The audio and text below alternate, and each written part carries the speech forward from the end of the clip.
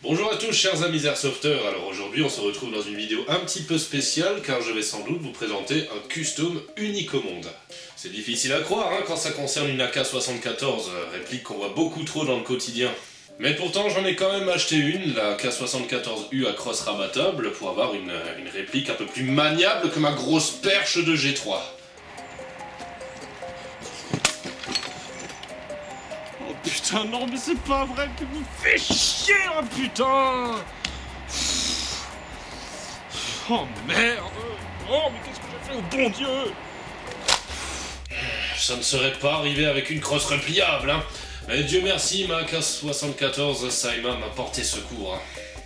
Je ne suis pas très fan de la marque Saima, mais en ce qui concerne leur réplique d'AK-74U bois métal, j'ai franchement rien à dire, elle est très bien. Ça fait déjà 4 ans que je l'ai et elle tourne nickel.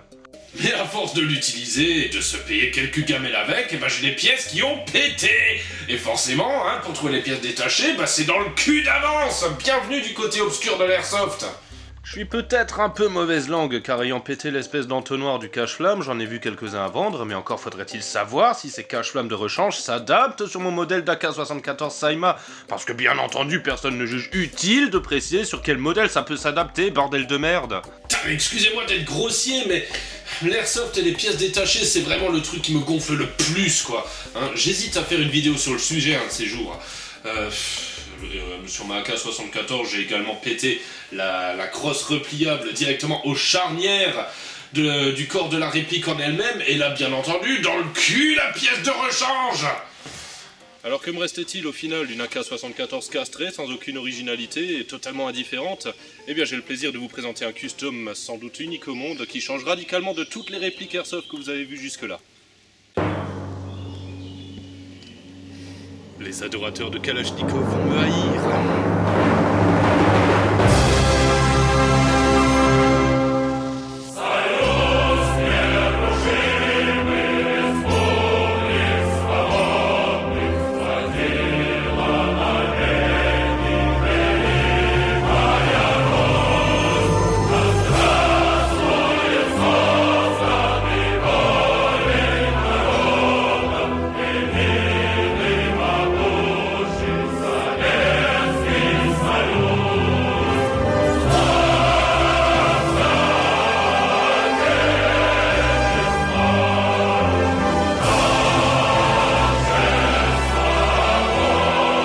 N'est-ce pas magnifique? Salaud!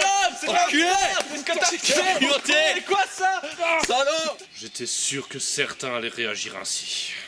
Prends ça dans ta gueule! Custom de génie pour certains, abomination pour d'autres, tout n'est qu'affaire de goût. Moi personnellement je ne trouve pas ça spécifiquement beau non plus, mais on peut pas dire que ce n'est pas original. Alors pourquoi j'ai osé faire une chose pareille à cette pauvre réplique qui n'avait pourtant rien demandé? Eh bien j'ai voulu lui donner un air de vieille épave d'armes oubliée, un peu façon Pripyat, arme de fouille ayant pris cher avec le temps, la pauvre arme de guerre accidentée et abandonnée jonchant le sol depuis des années sur un ancien champ de bataille. Ouais mais c'est bien beau, mais elle est foutue maintenant. Détrompez-vous, elle tire tout aussi bien qu'avant son massacre.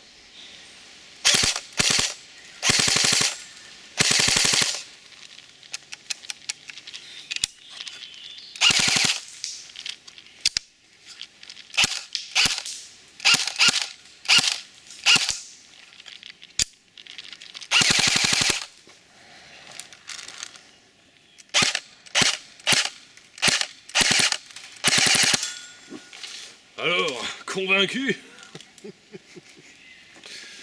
Vous vous demandez sûrement comment j'ai fait pour l'abîmer à ce point. Eh bien, je vais vous donner une petite explication. Tout d'abord, il m'a fallu tout démonter afin de garder les pièces internes intactes et ne m'attaquer qu'aux éléments externes de la réplique. Cela fait, j'ai voulu tenter la dégradation du métal par un procédé d'électrolyse. Mais attends voir Bastien, mais qu'est-ce que l'électrolyse? Élémentaire, mon cher Mathieu, l'électrolyse est une méthode qui permet de créer des réactions chimiques grâce à une activation électrique. Vous n'avez rien compris. Alors au diable les formules chimiques et les histoires d'anions et de cations, l'électrolyse je l'utilise parfois pour nettoyer un objet rouillé. Voici un schéma explicatif qui vous montre comment on fait. C'est bon, vous avez vu? Bassine! Objet rouillé!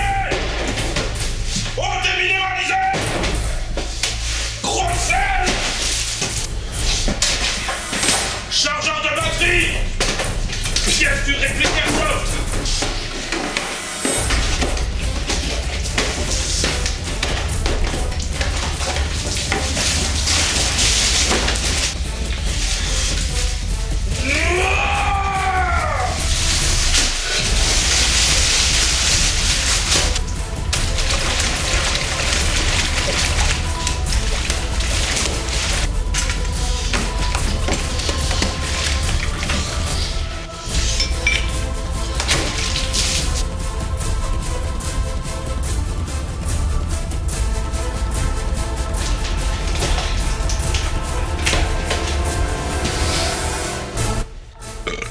L'électrolyse peut prendre beaucoup de temps. L'astuce, c'est de brancher la borne moins à l'objet à dérouiller et brancher votre pièce que vous voulez vraiment détériorer à la borne plus. Si votre objet dérouille, au contraire, celui branché sur la borne plus, ça se fait littéralement grignoter. L'ajout du gros sel favorise d'ailleurs cette corrosion. Il faut juste contrôler de temps en temps à quoi ressemble votre pièce, histoire de ne pas la massacrer totalement. Vous savez ce que je ne prends jamais la peine de faire lorsque je me lance dans des projets pareils? Des photos. Franchement, et tout ça par fainéantise, c'est vraiment dommage. Le seul truc que j'ai eu la bonne conscience de filmer, c'est le corps principal de la AK-74 baignant dans l'électrolyse. C'est un peu léger pour vous présenter un tuto complet. C'est pourquoi j'ai acheté exprès une réplique Spring, soi-disant full metal là.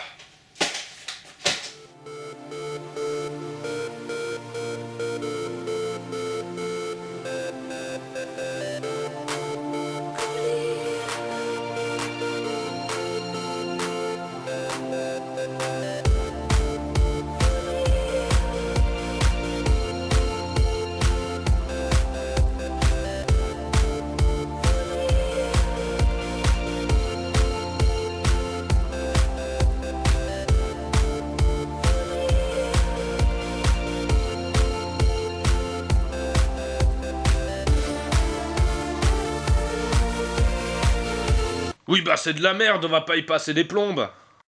Donc après démontage, je baigne les pièces métal l'une après l'autre dans l'électrolyse, ça je pense que vous avez compris. Pendant ce temps, on peut s'attaquer aux pièces plastiques. Alors bref, pour le patinage des petites pièces plastiques, on va utiliser une grosse perceuse avec une belle brosse métallique au bout sur un arrière-fond de musique métal.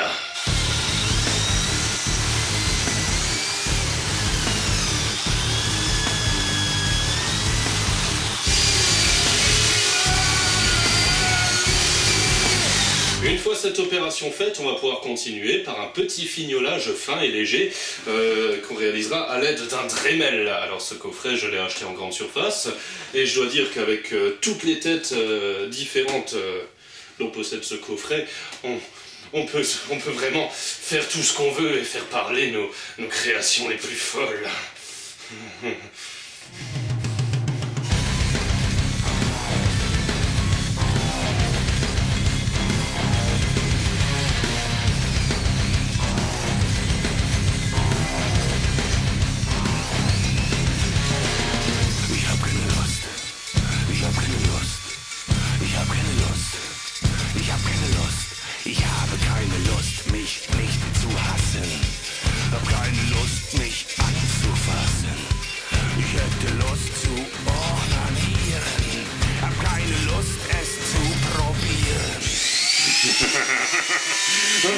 Casser, détruire, endommager.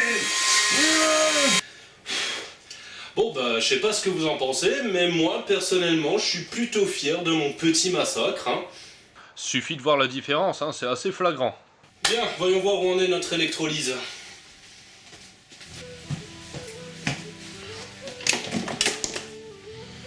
Alors. Oh putain. L'eau est bien chaude. On va voir maintenant quand je passe ça sous la flotte. En fait, quand on laisse un peu longtemps, la flotte chauffe vachement vite. C'est assez brûlant.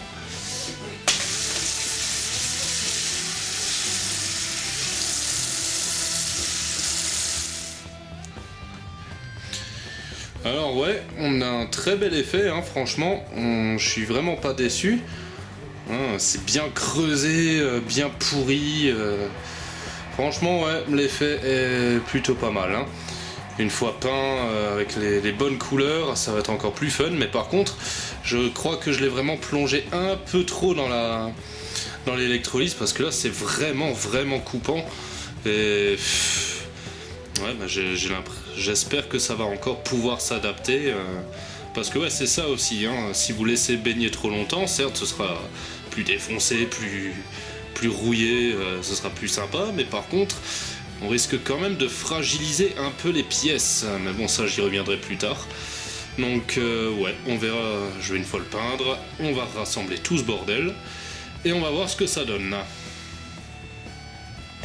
Sur ma AK-74, j'ai pu constater que seul le capot qu'il y a au-dessus était en fer, vraiment. Toutes les autres pièces, c'est en réalité une sorte d'alliage de merde, comme un peu sorte alu, zamac, je ne sais pas. Et du coup, l'effet de l'électrolyse fait ressortir ça plutôt comme un vieux morceau de bois avec rongé par les vers et tout autre xylophage en tout genre, et on n'a absolument pas cet aspect rouillé comme le capot qui est lui en fer. On a donc le côté rongé par la corrosion, mais toujours pas l'aspect rouillé que l'on souhaiterait. Du coup, j'ai pas trouvé d'autre solution que peindre par-dessus.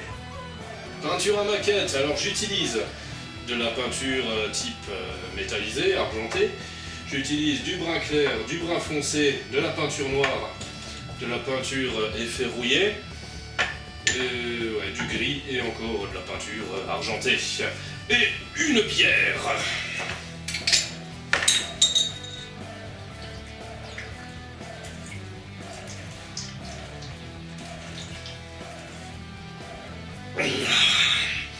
It's good for you. Bon, pour la peinture, il n'y a pas vraiment de procédure à respecter, vous en appliquez à votre guise jusqu'à que vous estimiez que votre maquillage est convaincant et homogène. N'oubliez pas de peindre également les autres parties en plastique de la réplique. Sur ma AK-74, j'ai également patiné le garde-main. Alors pour cela, j'ai pris une brosse métallique et j'ai frotté le bois dans le sens des nervures. Ce qui fait que ça m'a littéralement creusé entre chaque nervure. Et pour compléter encore le tout, j'ai mis quelques coups de ciseaux à bois, histoire d'avoir vraiment des impacts pourrir jusqu'au bout, quoi. Et j'ai même eu l'idée d'imiter des trous de verre à bois grâce à une tête pointue dont dispose mon Dremel.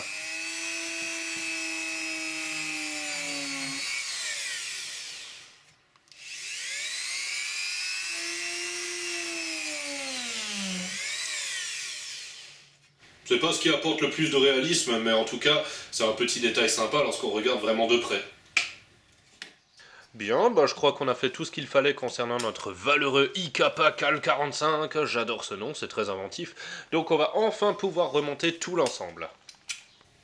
Alors on peut dire que ça change radicalement, bien que je préfère l'élégance de ma AK-74, faut dire que j'y ai passé un petit peu plus de temps. Donc celui-ci, j'aurais vraiment pu essayer d'affiner un petit peu la chose, mais c'était vraiment pour vous montrer, je l'ai acheté que pour ça. Et ouais, donc j'aurais pu retravailler par exemple les deux vis qu'on a de chaque côté qui sont un petit peu trop chromées, trop neuves, quoi. Idem pour le bout du canon qui est très chromé lui aussi.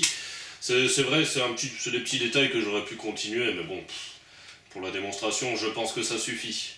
Pour cette vidéo, j'ai enfin fait l'effort surhumain de faire des photos avant-après, une véritable prouesse me direz-vous. Finalement, je suis plutôt satisfait de mon custom, après, je vous laisse juge d'apprécier ou pas.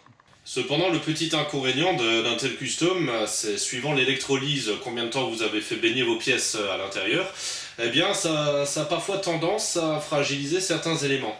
Le chargeur de ma AK-74 a morflé sévèrement, bon il fonctionne très bien, mais j'ai peur qu'en jouant un peu trop avec, il ne finisse par casser. Bon après j'ai patiné un chargeur plastique qui reste très solide malgré tout, donc pour le jeu ça ne pose pas de problème. Les pièces métal maintenant le garde-main ont également morflé, j'ai consolidé ça avec mon pistolet à colle et pour finir, les charnières du capot m'ont l'air également sensibles. Alors monsieur Montier, que pensez-vous de ce custom? Êtes-vous partisan envers une telle détérioration volontaire de vos produits? Alors lorsque j'ai vu ça, je me suis dit... C'est formidable, c'est génial, c'est l'idée du siècle. Alors oui, j'approuve totalement ce nouveau style de custom design et je souhaite sincèrement qu'il se démocratise au sein de la communauté Airsoft.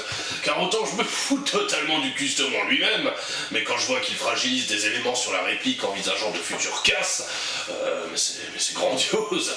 On ne pourra plus incriminer directement notre société de vendre de la merde, vu que ce sera les consommateurs eux-mêmes qui flingueront nos produits. Et vu qu'on n'assure aucun service après-vente et aucune pièce détachée, tous ces abrutis nous achèteront des répliques neuves, engendrant pour nous un véritable chiffre d'affaires hors norme, totalement jouissif. Donc vous êtes pleinement satisfait? Avec un 13e mois triplé en fin d'année, qui ne le serait pas? C'était Michel Lantier en direct de la cuisine de mon appartement. Alors, je suis quand même satisfait de mon custom, quoi.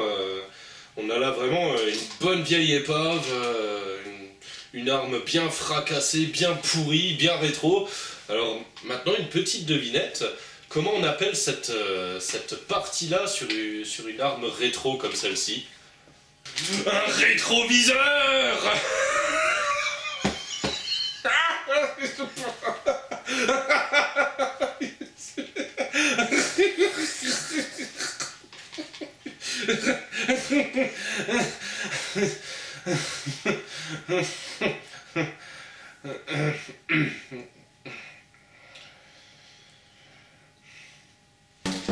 C'était l'instant Néo 035.